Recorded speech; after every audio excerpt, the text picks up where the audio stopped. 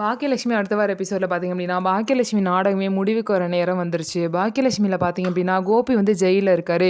தன் மகன் செஞ்ச தப்புக்காக இவர் வந்து பழிய வாங்கிட்டு ஜெயில்ல இருக்காரு. ஆனா தப்பு செஞ்சது பார்த்தீங்க அப்படின்னா, இனியாவும் இல்ல, கோபியும் இல்ல. அத பாக்கியா வந்து கண்டுபிடிச்சுட்டாங்க. பாக்கியா வந்து எப்படியோ சிசிடிவி கேமரால அங்க உள்ள கடையில வந்து கெஞ்சி கூத்தாடி எப்படியோ வாங்கிட்டாங்க. வாங்கி அதில பார்க்கும்போது தான் விஷயமே தெரியுது. நிதிஷ வந்து சுதாகர் தான் கொலை பண்ணியிருக்காரு அப்படின்னு சொல்லிட்டு, அந்த பழிய தூக்கி இனியா மேல போட்டாங்க. அதனால கோபி ஜெயிலுக்கு போயிட்டாங்க. ஸோ இந்த வீடியோவ எடுத்துட்டு போய் பார்த்தீங்கன்னா, போலீஸ் கிட்ட காமிக்கிறாங்க. போலீஸும் அந்த ஃபுல் வீடியோவும் பார்த்துட்டு, இதுக்கு சுதாகர் தான் காரணம் அப்படிங்கிறத தெரிஞ்சுக்கிறாங்க.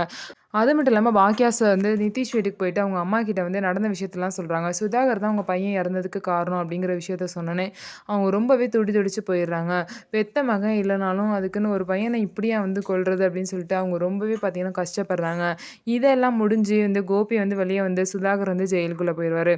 அதுக்கப்புறம் சந்தோஷமா பார்த்தீங்க அப்படின்னா, இனியாக்கும் ஆகாஷ்க்கும் கல்யாணம் பண்ணி வைக்கிறாங்க பாக்கியா. ஸோ இனியா நெனச்ச மாரியே பார்த்தீங்க அப்படின்னா, விரும்பினவர கல்யாணம் பண்ணிக்கிறாங்க. இத முன்னாடியே பண்ணியிருந்தா இனியாவோட வாழ்க்கையில இவ்வளோ பிரச்சனையும் நடந்திருக்காது. ஒரு உயிரும் போயிருக்காது. எல்லாமே கோபியோட முட்டாள்தனத்தினால வந்தது. அதனால இப்ப வந்து கோபியே பார்த்தீங்க அப்படின்னா, இனியாவோட வாழ்க்கைய சரி பண்ணி குடுத்துருக்காரு.